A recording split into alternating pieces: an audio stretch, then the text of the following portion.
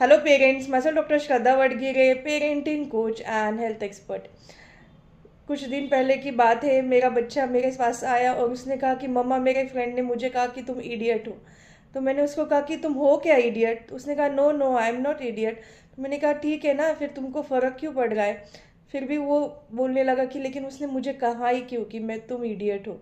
तो मैंने उसको बोला कि कल को तुम्हें कोई कुछ और बोलेगा, कल को तुम्हें कोई बोलेगा कि तुम फर्नीचर हो, तुम तो डॉग हो, तो तुम बन जाओगे क्या। उसने कहा नहीं, मैं तो ह्यूमन हूँ। फिर मैंने उसको कहा कि लोग कुछ भी कहेंगे तो तुमको उससे फ़र्क नहीं पड़ना चाहिए। तुम्हें पता होना चाहिए कि तुम क्या हो।